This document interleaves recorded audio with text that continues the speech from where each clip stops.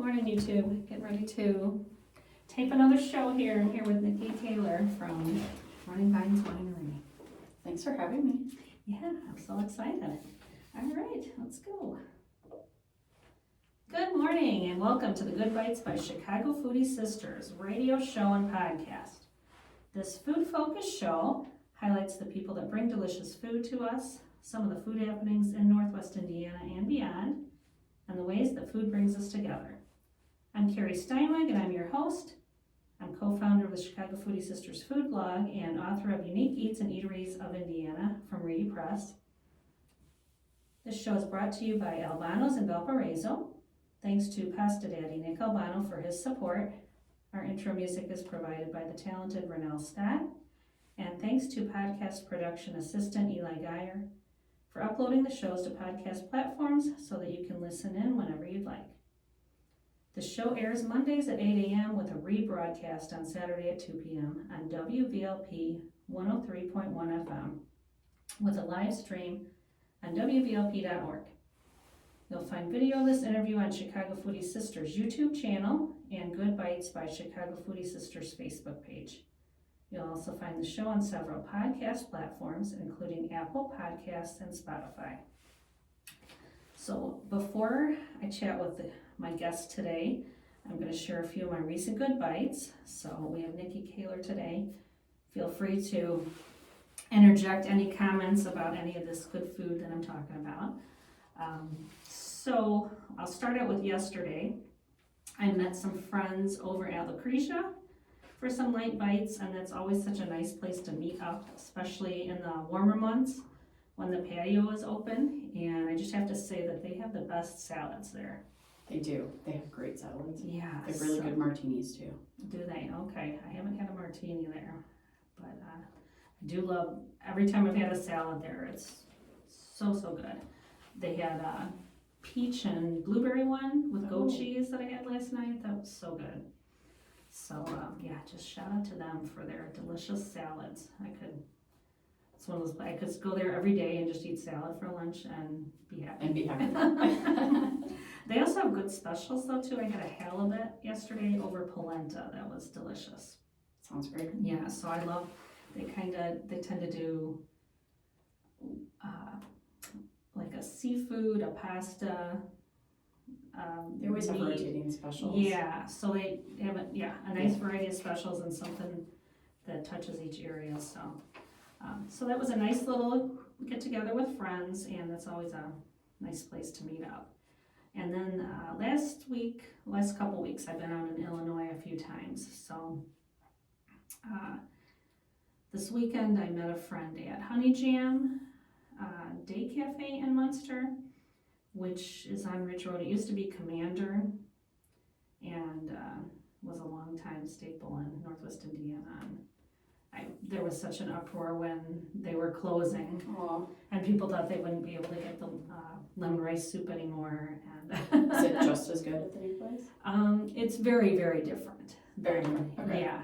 So, and I've only been there once now. They opened sometime last year. So less than a year. I'd say maybe 9 months or so they've been around. But that was my first time there, and I got some savory crepes, which my friend that I was meeting, we used to always meet up for Baker Square when our kids were. Oh my gosh, I remember Baker Square. Yeah. That's been a minute. Yeah, there's not too many of those left. Why are you aging us right now? I know. Don't age us. But Baker Square used to have savory crepes on their menu, and my friend Michelle and I would meet like after we dropped the kids off at school, and we'd go there, way back. Yeah, I don't want to say how many years ago, a long time. Baker Square was great though. Mm-hmm. I remember it. Yeah, I miss it. Not just for the pies, but they had good breakfast. So we'd always get savory crepes when we went there. So we met up Saturday, and I looked at the menu and I said, "Oh, they have crepes like we used to get, and they have hollandaise sauce with it." And that's great. Yeah, with it was onions and mushroom, and it had avocado on top, and I added some spinach. So it was a nice, yummy. Sounds like I need to make a trip to Munster. Yeah. So it's a chain too. There's several in the Chicago area. I think that's the first one in Northwest Indiana, but but the savory crepes were good, so I'll have to try out get back there and try out some more of the things that, like the Commander used to have, kind of compare them. And then there's another little breakfast spot, like a block down, called Riviera, and that's always one that I liked for breakfast. But we got a nice stretch of good breakfast spots there between Lansing and Munster, just along a few blocks there, so it's always a good place to go for breakfast. But also, I was out doing some work in the afternoon on Saturday in the south suburbs and decided to get a pizza to bring back, and so I'm a thin crust girl. Okay. So I always am looking for a good thin crust, and I ended up trying Tony's Pizza in Beecher. How was that? That was very good. I'm a pizza girl. Okay, yeah, it was It's like good. one of my favorite things to eat. Yeah, I'm not real big into like the Neapolitan I've never style. really met a style I don't deep like. dish. Yeah, I'll eat They're them all- all. yeah, they're all good, but my preference is like the thin crust, Yeah. the traditional like Chicago style, tavern style, Yeah. cut in squares, not in triangles. I always argue with my son over that because he says it's not supposed to be in squares, but that's the way I like it. But Tony's was really good. It was the thin crust that I like, and good amount of cheese, good sauce. Great. So, yeah, that's what I recommend if you haven't tried it or you're out that way. We also me and my husband were out in Oak Brook last week. We went to a media dinner at Lazy Dog to introduce their spring menu, and I had never been to a Lazy Dog before. I've not even heard of Lazy Dog. Yeah. Tell me more. It's a chain. I think they said it started in Wyoming, Okay. but it's kind of all across the country now, and 51 locations, and they're growing. I think their goal was 100 locations by 2030 or something like that. So they're Oh, very cool. yeah, so they're growing steadily, quickly, and they've got, I think there's 5 right now in the Chicago suburbs, and they're Okay. going to be opening one in Schaumburg, and another location. So I think they're going to have like 7 by the end of this year. Oh, in the that's cool. Chicago What kind of area. food do they have? So it's neat. It's a very wide variety of, it's kind of a casual bar kind of place. So they've got, traditional American stuff, the burgers and sandwiches and salads, but they've got, a lot of different Mexican, some Mexican inspired dishes, some Mediterranean, Oh, very some cool. Italian. So it's kind of a nice mix. Okay. And fresh stuff and just very good. But it's called Lazy Dog because the concept was just kind of that they wanted a place where everybody was welcome and everybody could bring their dogs. Oh, So they have a big patio area, and love so you that. can sit there, and there's always doggies there, and the place is decorated kind of with lots of photography of dogs, and yeah. So it's cute. I So love pups. yeah, me too. So I love that, and they were inviting us for their new spring menu launch. So some of the new things that they were adding, they had a chicken shawarma salad, and it was I love chicken so shawarma. good. Me too. And we had a salad. They also do it as a wrap, but yeah, it had like that tahini dressing on the bottom with I think there was some hummus in there too, and it was just really good. And then a big pile of shawarma on top. And so that was a nice, Mediterranean inspired meal added to their menu. And then they also had one that I tried that was a burrata cheese and spring greens rigatoni. So that was very good. I love burrata. I'm okay at burrata. I don't hate it. Really? I don't love it. Oh, I love that. What is the inside? It's some long Italian name that starts with an S. If just Yeah. the stuff inside the burrata. As an Italian, I can't even tell you because Yeah. It's I like don't know. 15 letters. But it's, yeah, I love that. I always love to give it like just some crostini. But this was a pasta dish with the burrata on top, and like a pesto and a lemon cream sauce. And anyway, another good addition to their spring menu that's just kind of fresh, and that was good. They have some new cocktails. I had their skinny margarita, yuzu skinny margarita, Okay. which I love anything yuzu these days. I'm seeing that a lot on menus, and very good. I had like the best at Toro in Chicago inside the Fairmont Hotel a couple months ago. A yuzu cheesecake that was like one of the best desserts I've ever had. Yeah. Very So cool. I'm on a yuzu kick lately. So that was a good one. They did have a yuzu lime cheesecake there too, which was kind of more like a key lime. Okay.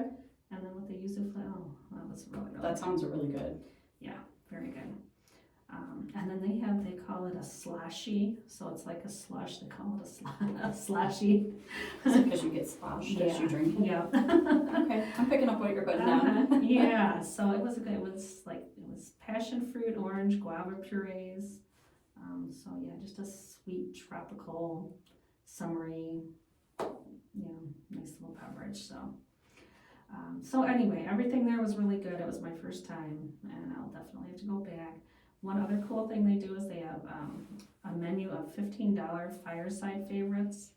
So a lot of like some of the entrees that I just mentioned, and it's an entree with a dessert for $15, which where can you go? That's with it? great. Yeah, that's a really good deal. Yeah. And then okay, we said we were dating ourselves.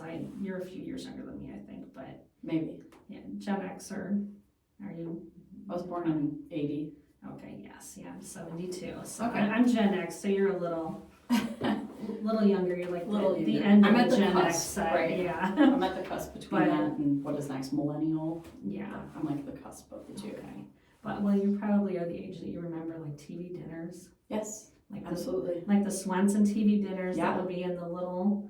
The little frozen little mashed tin, potatoes and then the little exactly. Yeah. compartment things. Yeah. So I remember those. they have like carry-out meals, but they're TV dinners. Like they have Oh, them that's in these cool. nostalgic little aluminum trays, just like We had growing up. yes, Okay. exactly.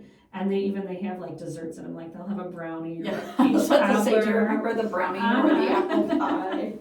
The And it's- Dutch apple pie. Yeah. Yeah. So I don't know. It's just so fun and nostalgic. And then it's Does it stuff- taste better though? than I the haven't dinners tried yet. I when we brought were a kids? couple home Okay. that I haven't tried yet. I just love the whole idea of it though. Just anything nostalgic, Yeah. 80s. I Yes. love. So I brought home a lemon chicken and I think a meatloaf. Okay. And then they had like chicken pot pie, pot roast. They had maybe 8 different varieties. But Fun. yeah. I'll be interested to see how they tasted when you Yeah. give your feedback on them. Yeah, I think I'm gonna make them this week and we'll try them out. But yeah, there was a lot of different ones you could choose from, and then they had like a buy 5 get 1 free deal. So Awesome. yeah, so that was something that I liked. I thought some like Gen X marketing person on their team must have come up with that. Right. But it's They were like, they will give you their money. Mm-hmm. Just make it. I will. Yeah, I would have too.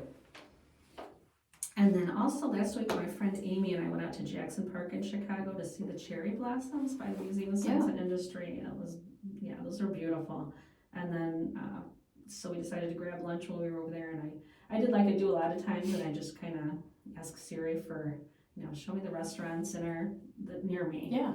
And a lot of times I find stuff that way that's, in the proximity that I Yeah. wouldn't have otherwise known about. So we found Maury's Deli, which was Yeah. you I've know been there, Maury's? yes. Okay.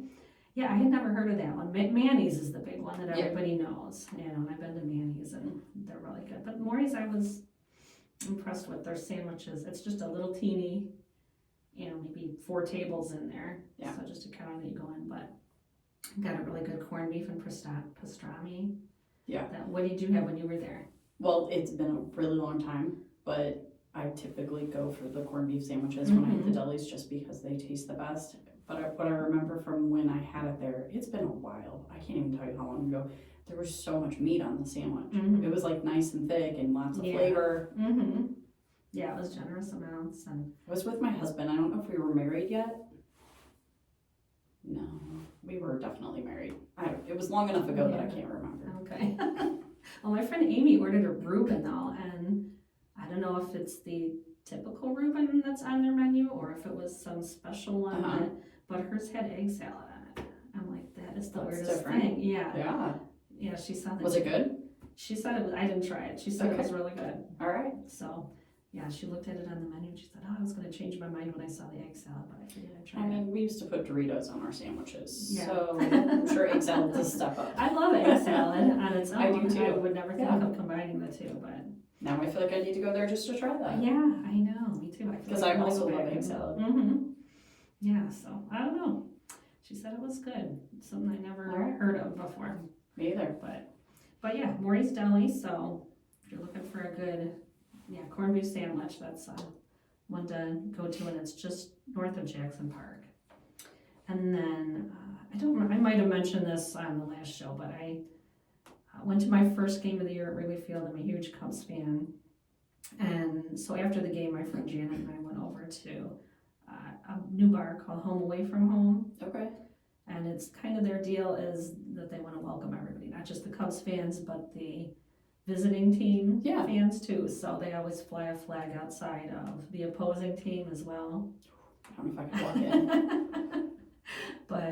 But yeah, good food. I love that their menu is full of different specialties from different cities Oh, that's around cool. the country. Then, Right.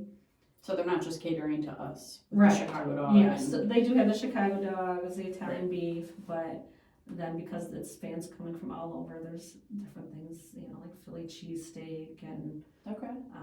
we got a big Love Philly cheesesteaks. pretzel, like it's supposed to be Philadelphia, and some tacos, California, Great. Baja tacos, and so it's some nice elevated bar food, and then cocktails were the same. Like I got one called an Orange Crush, and it said it was Boston. So what was that? Boston thing. Like what was in the Orange Crush? Was it?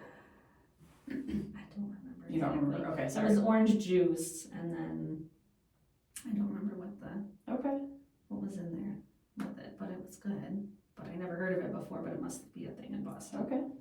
So, but yeah, it was a fun little spot. So if you're in the area for a game, that's one to check out. Because I always go to the usual, like the Cubby Bear or Murphy's Bleachers or Sluggers. Yep. I was gonna say I usually go to Cubby Bear, and then what is it? Ivy's something Ivy. Can't think of the other. Something Ivy. Yeah, and the area has exploded now. There's so much so more much. now that they've added Gallagher Way and Hattie B's I saw was going in there, which I'm very excited to. I need to try that next time I go to the game. Have you ever had Hattie B's? No. What is it? It's Nashville hot chicken. Okay. So it's one of the big ones in Nashville. Like we went to Nashville a few years ago, and that was like first place I went when we got off the plane. I planned the trip around food, and so we went to Hattie B's. Yeah, and really good Nashville hot chicken. So I was so excited to see that they were opening one there because That's awesome. I wasn't even I love aware hot that they chicken. were kind of expanding outside of Nashville. So that's definitely on my list next time I'm at a Cubs game. But you're a Cubs fan too? Huge Cubs fan. Oh, Yeah, we actually make a cider called the Cubby Bear. Oh, Yeah. really? So we made it for years, but we would only put it out during baseball season. Mhm. So yeah. Oh, cool. Well, good to know. I gotta get in and try that out. Yeah. Yeah, I'm a huge Cubs fan myself. Okay.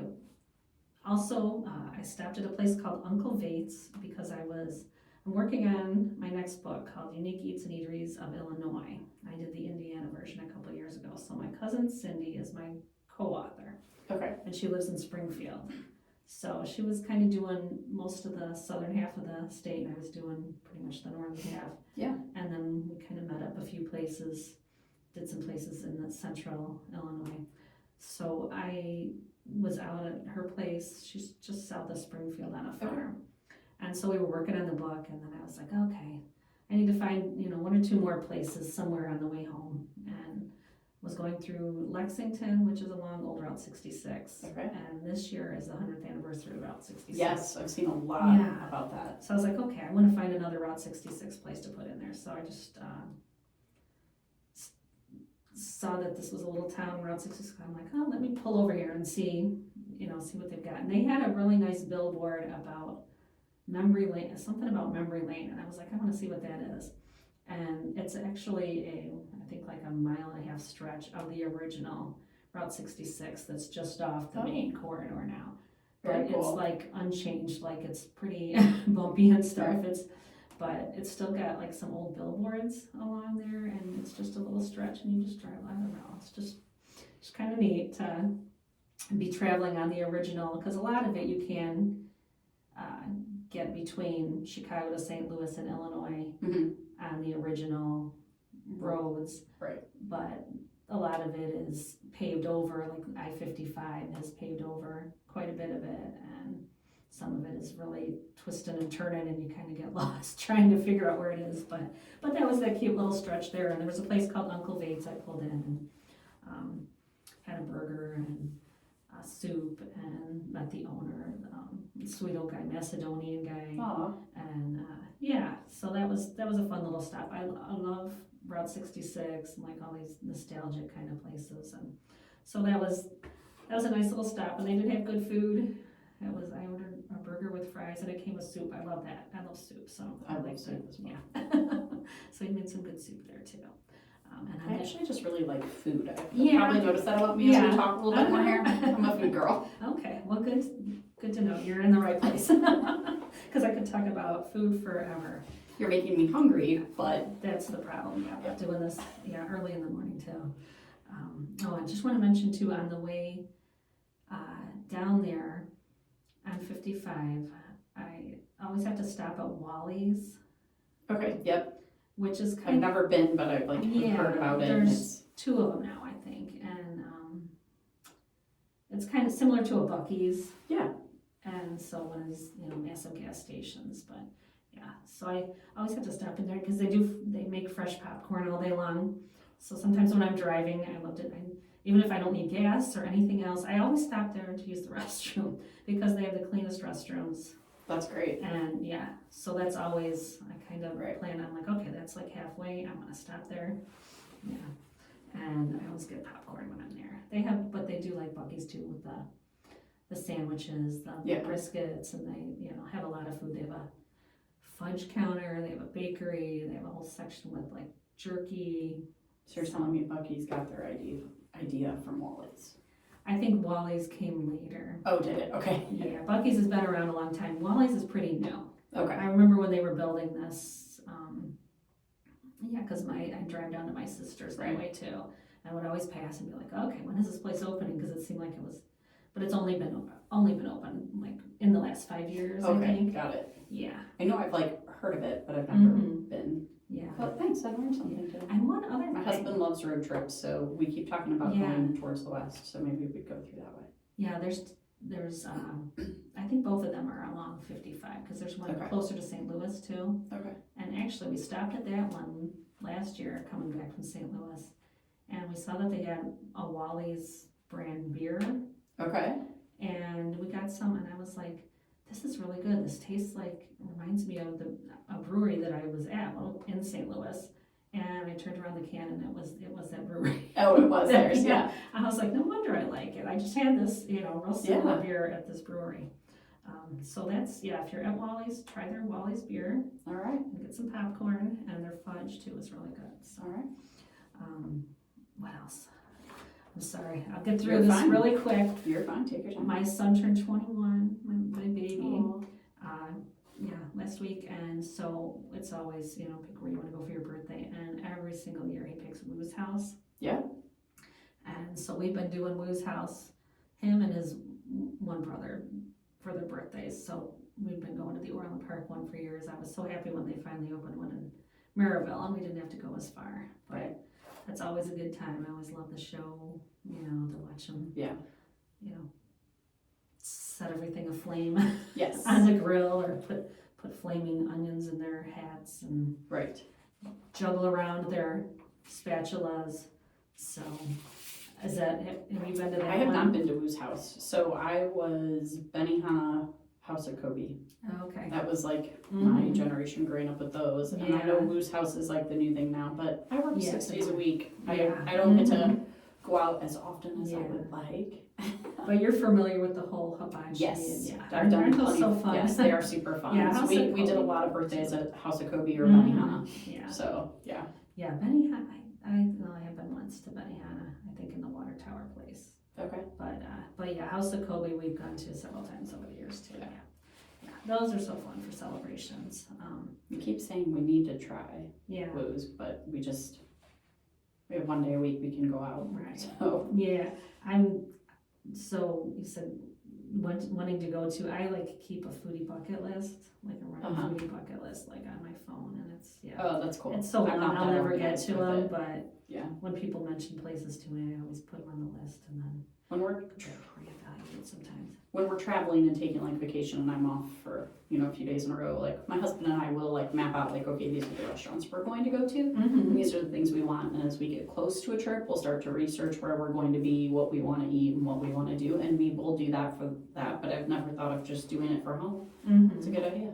Yeah, because there's always ones nearby that you, That you want to I do. need to go there, yeah, but I love And it. sometimes you forget them. Right. And you're like, oh, I still need to go. Yeah, I love that you research your restaurants and stuff when you before your trip. Yeah, I like to try to you're not find the only one, right? No, I like to find things that are not like the tourist attractions and places, right? I want to find where are the locals going. Yeah, and sometimes I'll plan stuff out and I'll have stuff on the itinerary, but then once I get there, I'll ask some of the locals and stuff and find out. Okay, tell me not the ones that are, not the chains and not the ones that you see all the advertising about, but the little hidden gems that not too many people know about, that which is doing that book. That's a lot of what's in that book are these little mom and pop places that like don't even have websites, and so it's fun to share those with people too, give them absolutely some exposure. So we did just do a trip last weekend. We were in Madison County. I was doing that book signing for the last book at one of the restaurants that was in it. It's called The Tin Plate, Fine Food and Spirits, and they do an excellent breaded pork tenderloin, which I still don't get why it's not a thing in Northwest Indiana. You travel anywhere else in Indiana, they're huge, but Northwest Indiana, it's hard to find one. Yeah. But they have a really good pork tenderloin. And then they also do Manhattan. I don't know, that's not a thing up here either, but Manhattan's, the drinks? No, not the drinks, the dish. Yeah. I don't even know if I know what that is. Yeah, I didn't really until I was working on the book, and I saw it a few places where it's kind of like a toast on the bottom, and then it's like beef, right? Yeah, and beef with a mashed gravy, mashed potatoes. Yeah, I do know what it is. But they do a version that, because it's in Elwood, Illinois, and they have a red gold production plant there that does all the red gold tomatoes. So they came up with like a tomato gravy. Okay. And it's really good. So they have a Manhattan with this tomato gravy. So that's one of their specialties too. So I'm starving now. Also in that area, some places that we went that I recommend. Also in the book was a place called Catello's, and he's a native of, I think, Naples. He's from Italy. Okay. And he just opened a pizzeria. I need to go there. Yeah, and it's very good. And then he's got attached to the restaurant around the corner is a little market, and so you can get some of the meals to go. But they also do gelato. Everything there is from scratch. He makes his own cheese. That's awesome. I mean, it's so good. Yeah, so definitely recommend Catello's, and then it's called In Italy Pizzeria. That's 2 doors down. So, and we went to this place called Ruby's Cafe, and I loved it. I did a TikTok about it, and it's blown up. It's a little bakery and cafe that's in a church that's about 100 years old, and so it's just a cute little spot. And you go in, it's like tea room vibes. It's very floral and pretty and girly, and I was about to say, sounds very feminine. Yeah, and this sanctuary has just all these pretty little tables with flowers, and I don't know, they had some hats hanging on the wall. And what did you say that was called? It's called the Ruby's Cafe and Bakery. Okay, and where's it at? Anderson, Indiana. I know where Anderson is. We have family that lives there. Oh, okay. Well, next time you're there. Yeah. And then just across the street too is the Oak Brothers Distillery. Okay. That's a really good spot. My cousin goes there. Okay. Yeah, well, my husband's cousin, but he's my cousin at this point. We've been together 30 years. So. Yeah. And it's, that's really good. And then it's right across the street, this Ruby's. But yeah, totally recommend that. It was a simple breakfast menu, but like it had all the necessary things like biscuits and gravy, and it had a breakfast breakfast sandwich, and you could get It's super just eggs and bacon if you wanted, but then they had like cinnamon rolls and this homemade coffee cake that was amazing. And they do, I love and going anywhere where you can get a flight of anything. Yeah. And they do cake flights and pie flights. All right, I'd be all about that cake flight. Yeah, okay. I'm not sure about the pie flight. I don't hate pie, but it's not my favorite thing. Yeah, it's, I think it's 3 that you get to sample. All right. But the cakes, I did get a slice of their carrot cake. I love carrot cake. And it was, yes, it was so good. So, yeah. All right, well, I'm gonna have to text Bill that we need to plan a cousin's day and try all these places in Henderson. Yeah, one other place we stopped at was called Taylor's Ice Cream. We stopped there just to get ice cream, but they had coney dogs, and I was like, wasn't really feeling. It's kind of in between. We were gonna skip lunch and wait till dinner, and I was like, I need something that's not Right. Just ice cream. Yeah, so I got a coney dog, and I haven't had very many coney dogs in my life. I was thinking it was gonna be more like a chili dog. I forgot that it's kind of like a meaty sauce on top, and that was really good. It was good stuff. Yeah. I was like, oh, I didn't expect to go in this ice cream joint and get a good coney dog, but that was really good. And heading home, we stopped at a place called, I think it was called Tunney's Winery, Okay. which is in Muncie. So Yeah. that was nice just to stop in the tasting room and get a cheese board and just sit there and chill before we came home. So Absolutely. yeah. When you travel around, do you visit other wineries? Pretty frequently, yeah. Not every time, Mm-hmm. because I know this sounds crazy, but sometimes I get tired of wine. Yeah. But we do. I mean, like, we definitely hit wineries, but I would say we mix it up. So Nice. yeah, it depends on where we're at and what my mood is. Certain areas I'll be like, it's not where I want to hit a winery at. So. Yeah. In some areas there's, big concentration of them in a small area, and sometimes there's really nothing for a far distance, and I don't know. It's nice I just like trying new places, and I do too. So it was fun. We just kind of stumbled upon that. We were heading home, and I said, "Oh, there's a winery," and I said, "We're not in a hurry to get home, right?" And he says, "No, let's pull over." So I said, That's awesome. Yeah, I love that. Yeah, I'm doing that. One last thing I want to mention before we get on to Running Vines. I have a friend named Oksana that lives here in Valparaiso. She's an amazing baker. She's from Russia, and she loves making like all these different European sweets. And once in a while I'll get a text from her, okay, I made some more goodies. Stop by and pick some up, and I'll come and show them the box for me. And wow, that's awesome. So I get to try all her. She'll say, oh, I tried something new, come get some. So the other day she texted, okay, I've got some goodies, and I stopped and picked it up, and there was a box, and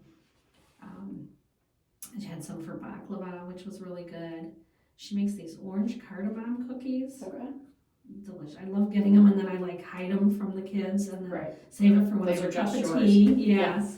And then she has these other cookies called she calls them walnut cookies because it's like a walnut mold. Okay. But it's like a shortbread, and it's filled with like a chocolate hazelnut. Sounds good. Spread. Those are really good.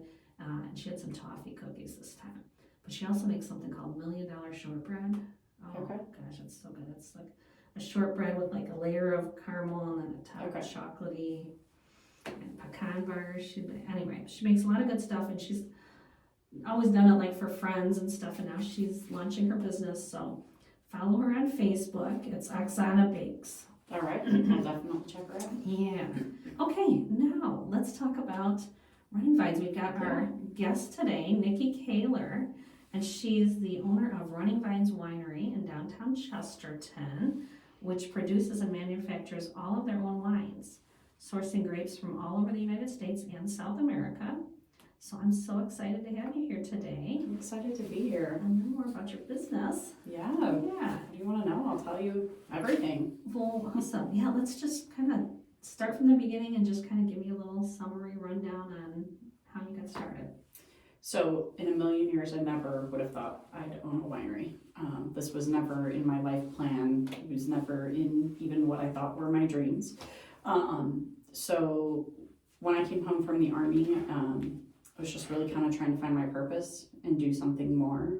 What my plan was for life had changed due to some health stuff that came up while I was in the military that was caused by things I did in the Army. And really long story short, I wasn't really prepared for what I wanted to do when I came back home. I didn't really plan a civilian life. So it was time to find something different. And I went back to my corporate job at State Farm.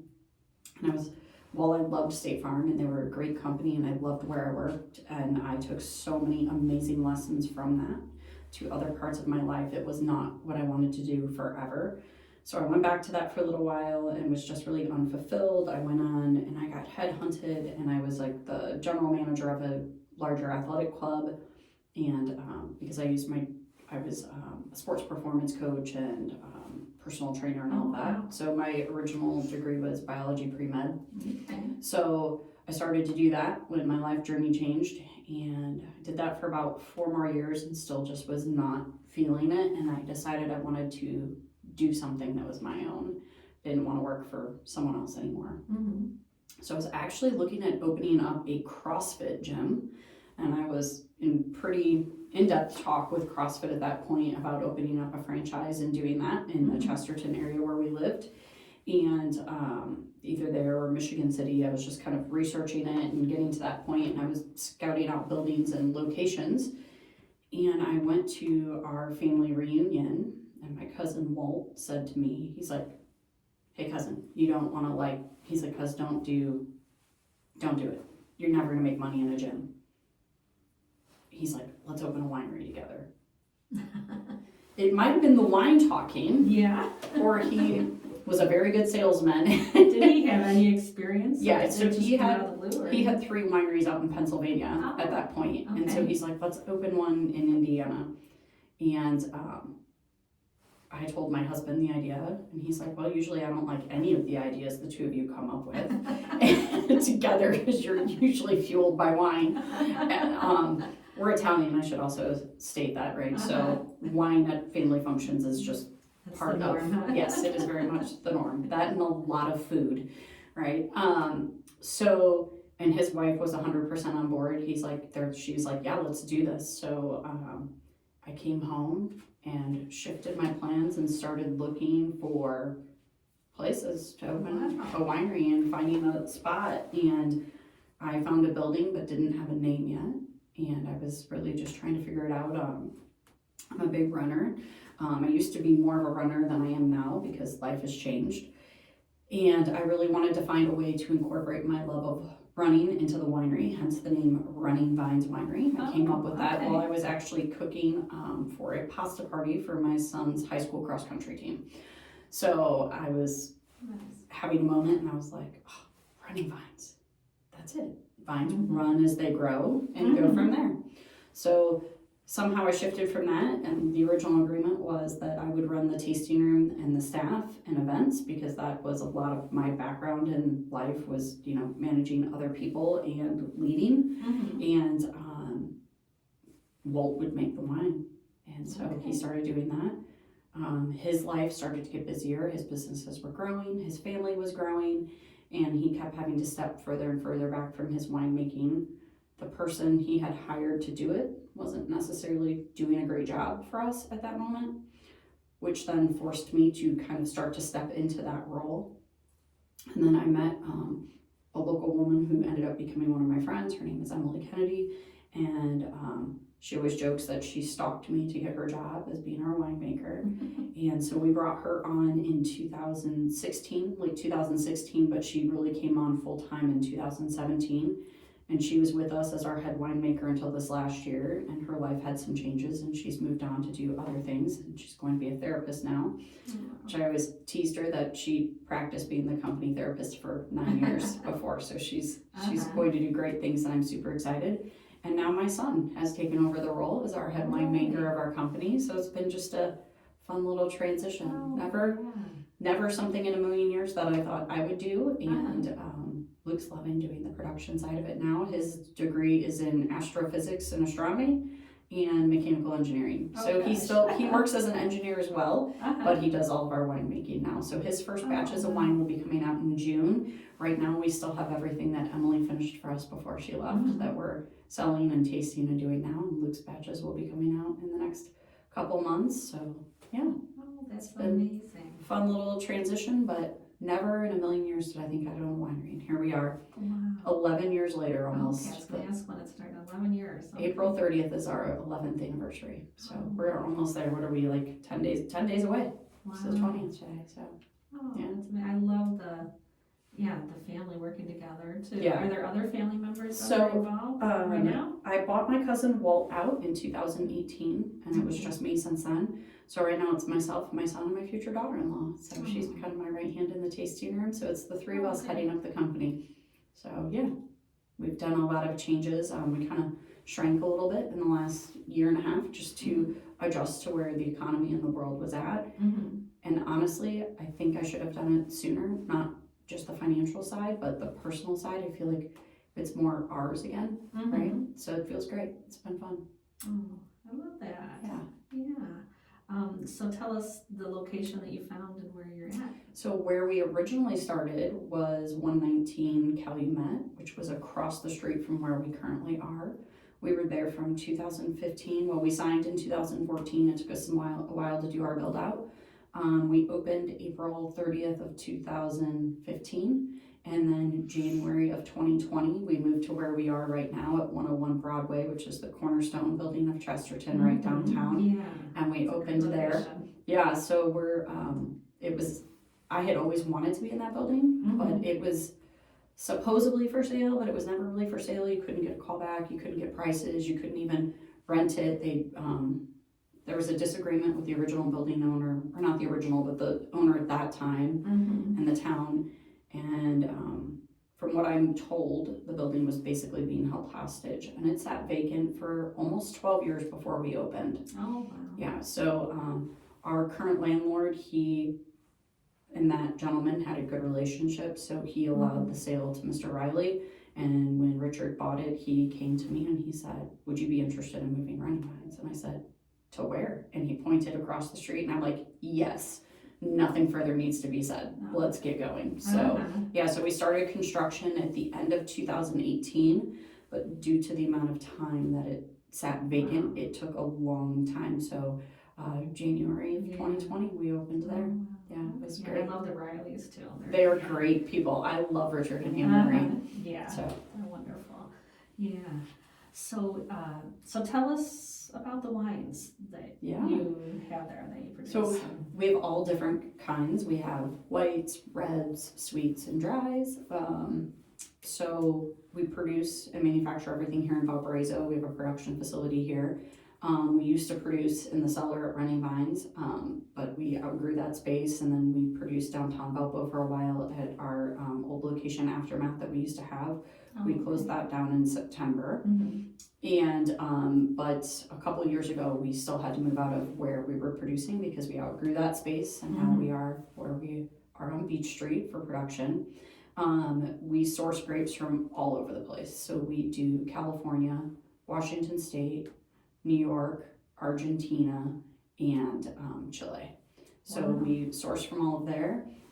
Occasionally we'll throw some other grapes in from other areas that we'll purchase, but we typically, those are our typical buying areas that we buy from. That's nice too, because several of the wineries that I've been to, like in Indiana, maybe further down in the state, or even Southwest Michigan, seem to be ones where they're the grapes are all local. Correct. Yeah, or grown even on site there. So so you're getting them all from one source. So I love that you are sourcing from all over and getting a nice variety. Well, it makes a difference in the flavor profile, right? So the way that the wine tastes is directly impacted from where it's grown, the soil, and all the flavor profiles that wine is going to get picked up are all going to do with the environment, weather, soil condition, and all of that of where that's grown at. So this year I'm kind of excited. We're making some other branch out changes and doing a few different things with it. So I'm really excited to see where our dry reds go this coming year. That will be coming out. We're getting some of that harvest in. We're getting our Chilean and Argentinian harvest this week actually. And then, so those will release late summer, early fall. And then the harvest that we get in September will release next summer.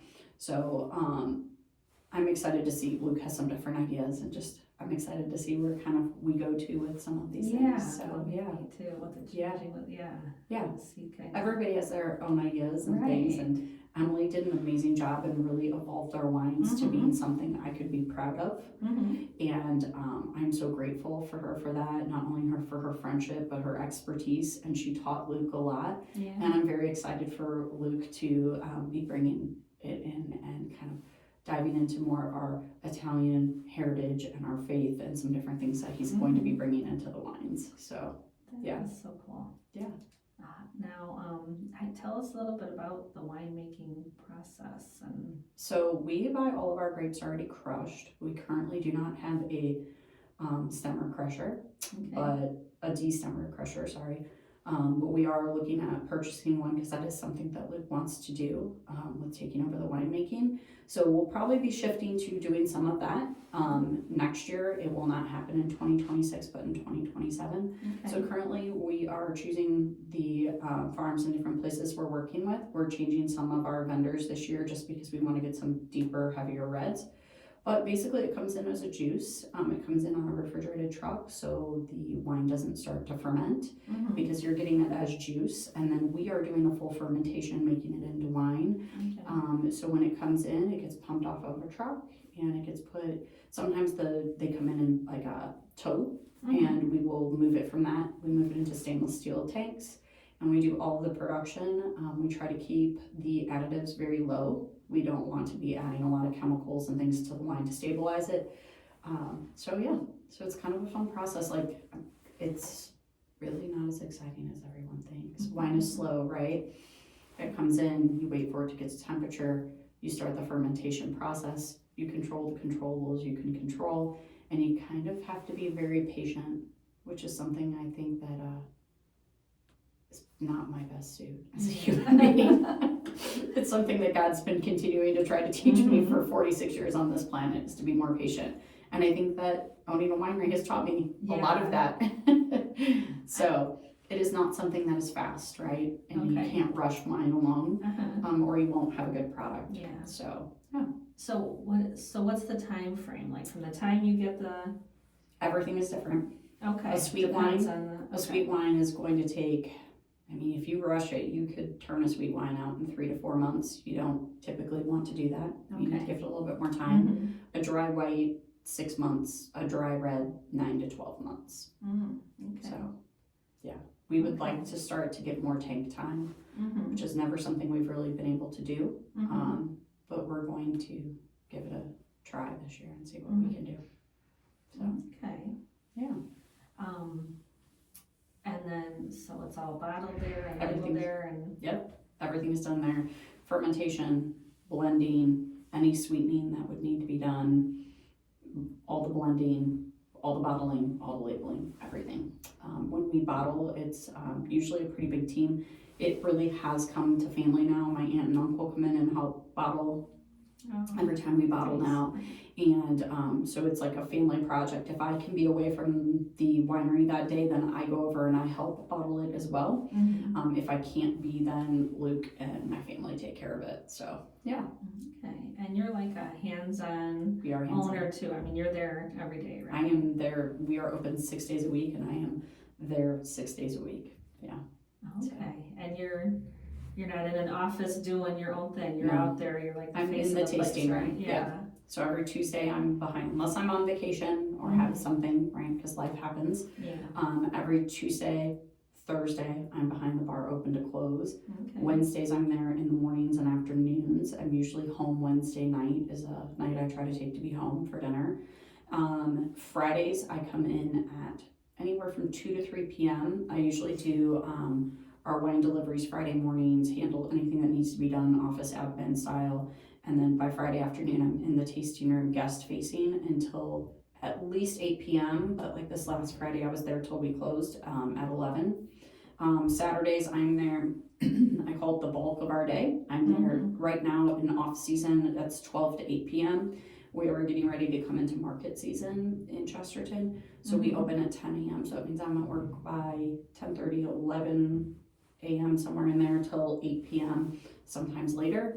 And then I am there every Sunday open to close for our Sunday brunches from So, Ooh, yeah.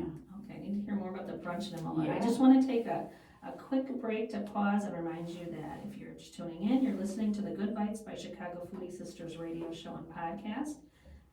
The episodes air at 8 a.m. on Mondays and rebroadcast on Saturdays at 2 p.m. on WVLP 103.1 FM, and you can also live stream online at WVLP.org. So, okay, and our guest today is Nicki Caylor, owner of Running Vines Winery in Chesterton. So let's get back to, you just mentioned brunch. I want to hear more about that. So we started brunch in October of last year on Sundays. Okay. We used to do it on Saturdays in the summertime with the market, and then we found just kind of like changes and shifts, right? You pivot when you see something's working or not working. And I talked to Ryan Arney, who is our head chef at the winery, and him and I kind of had a really good brainstorming session in September. And he's worked for me for almost 6 years now. And we kind of decided to make this pivot between him, myself, and my daughter-in-law, and Luke. We all talked about it, and Willow brought the idea of DJ brunches to us, that they were really trending across the nation. It was something we could try. Sundays used to be our weakest day of the week that we were open, and it has become one of our strongest days. So some Sundays it is a DJ brunch, meaning it is going to be loud and it is a party. And then there are some Sundays that it is just a normal, quiet, nice Sunday brunch, right? So I'm finding in my age, I prefer the quiet ones personally. But the DJ brunches have taken on a whole life of their own, and they are typically just a party from start to finish. And you see a lot of women come in for it, but the menu is very simple. There's not a lot of items on there, but it is all really good food. We're making sure that we keep our menu tight, not having too many offerings, so that way everything that we offer is a quality product item, and that it comes out tasting good and it has that consistency. So chicken and waffles and our biscuits and gravy seem to be our top two favorites. My personal favorite though is the breakfast scrambler. It is literally biscuits and gravy with eggs and bacon and sausage, and it is just so good. But I like hearty, I like savory. I'm not much of a sweet girl. Same here. And I've always been that way. So I always joke there's like 2 cakes in this world, maybe 3 that I actually really like. I do like cake, but I don't like icing is the thing. Unless it's carrot cake, love the icing. Yeah, the cream cheese icing. Yeah. Our family birthday cake, the Frazzini birthday cake, I love that because the icing is just very light and delicate. What is that? Is that your own family It's a family thing? recipe. Okay, it's my not, aunt, I can't Google it and find the recipe. no, you okay. can't. My aunt's about to turn 80, and I keep having to remind her, you need to tell someone that recipe because she is now the last living family member that knows it. Yeah. And she's like, it's in my cookbooks, you guys will find it later. She still won't give it. She still makes it for every single event. She is holding on to that hostage. Oh my gosh, She says guard that cookbook. Yes, yeah. Yeah. So it's basically kind of like an atomic cake, but layered, but has our I own love atomic cake. Italian Frazzini family twist to it, right? It's great. It's layered, it's delicious. It's literally what dreams are made of. I love that you even know what atomic cake is, because that's like a Midwest, I think mostly a Chicago thing. Yeah. Like you go somewhere else or you Yeah. mention it to someone who's not from around the Chicago area, and They're like, what are you talking about? Yeah. So And it's, I mean, traditionally it's, there's like a layer of strawberries, bananas, I've had somewhere it's like a chocolate you pudding layer too. yeah, and then there's usually like a custard layer in there. I know, they're so good. Yeah, and then just like a really They're yummy like whipped cream all the way around, and yeah. And so we have ours that is, it's very similar to the atomic, but it's just slightly different. So we don't do the chocolate layer that way. It's like a pistachio is in there, and then there's like a chocolate, but it's like a hazelnut chocolate. It's just, I don't know, it's so good, it's so layered. I don't know you what need to get that recipe I so know. you can have it on the menu. I know. Aunt Debbie will not share it. I'm telling you, she will we'll find out. Well, then she needs to come into the kitchen once a week and make it. Well, she That sounds lives in Pennsylvania, so Oh. she won't be doing it. So she's the only one that has that recipe still. So That sounds so good.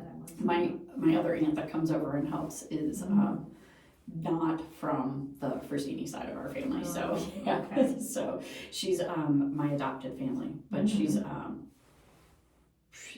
her family I always joke, adopted me. Her mom was my nanny when I was growing up. Oh. And we just stayed really close our whole lives. And she is she's just a little bit older than my sisters are. Oh. But her and her husband and then her brother all come help bottle. But they are truly my family. So when I say they're my family, they're my family. Like, we've been at all of each other's everything for 46 years. Oh. There's never been an event that I'm not out of theirs and they're not out of mine. Aw. Yeah. That's so nice. Yeah, they're my chosen family. Yeah. Right? I love my real family too. They're also amazing. But yeah, Aunt not giving up that recipe. Okay. So I finally got a couple of the recipes from her in this last year. So we'll wait on the atomic cake. Okay. We'll see if she ever gives it up. Yeah, we at one point, my sister and I, because we do a food blog together, and we're both really into food, but same thing, we had like all these recipes, we're like, we need, and we wanted to put them in one place. Right. So we just had everybody in the family like submit their, like my sister-in-law who would bring her Jell-O salad, and this one who would make this dip, and we put them all together in a family cookbook. So made sure everybody has a copy, and we gotta get some more together to pass on for the next generation. We, a couple of years ago, my husband and I, for our son, started a family cookbook, and we've been we need to finish it up, but getting a lot of the family recipes into there, and there'll be certain ones like the Frazzini surprise cake that when we get that, we will add that to that book, but we don't have it yet. But that way Luke always has it. We had quite a few family members pass in the last couple of years, and that one year for Christmas, like that was one of the things Luke wanted. He's like, I just want all the family recipes. Like, our food is so good that I grew up eating, and he's like, I want to be able to make that for.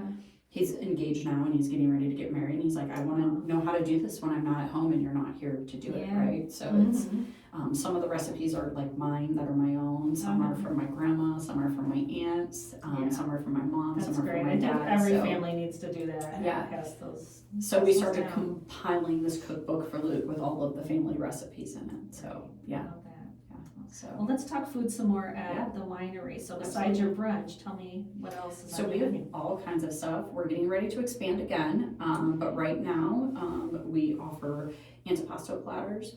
So it's meats, cheeses, crackers, and breads. And so we offer those. Those are super, super popular. They're really big. We offer my personal favorite of our shareables is our pesto goat cheese dip.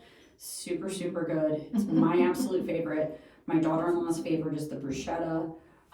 We have tons of other great things on there, but those are my top three that come to mind. We have really good, my husband loves the So Good tendies that we offer for shareables. We do giant Bavarian pretzels. Wow. And then I didn't realize you had so much.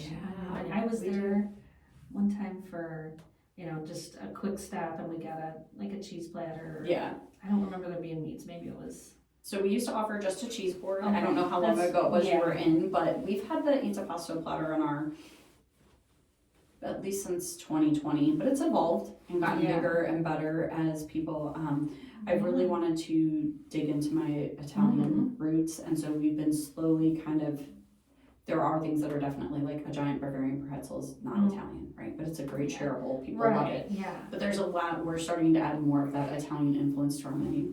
So other things we offer too, we have wraps and sandwiches. My absolute favorite sandwich right now is the Sicilian, and it is talking about like big sandwiches full of meat and flavor. The Sicilian and the Amalfi pack all of that. The Amalfi is Willow's favorite, my husband's, and my brother who just passed. They're all of our favorites is the Sicilian. It is so, so good. We offer wraps. And didn't I see on your Facebook page you do a $10 lunch? We do $10 lunches, so you can come in, you can do any sandwich, any of our wraps, or any of our salads with grilled chicken or crispy chicken for $10, and that includes a soft drink. Oh, that's a great deal. So it's cheaper than going to McDonald's. It is, and I'm not knocking McDonald's.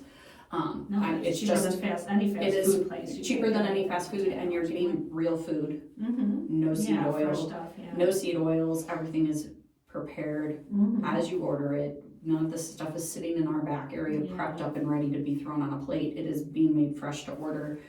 We slice all of our own deli meats. So it's super, super good. So we have those $10 lunches. The wraps and the salads are super, super great. There's days we have a buffalo chicken wrap and a salad that I crave pretty frequently. I have to have one at least a week. Yeah, sounds great.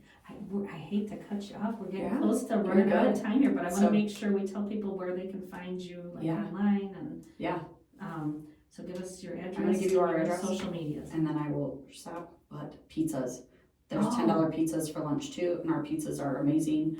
Our address is 101 Broadway, Chesterton, Indiana 46304. We also have a website, which is www.runningvines.com. If you ever need to get in touch with me, it is just Nicole at runningvines.com, NICOLE at runningvines.com.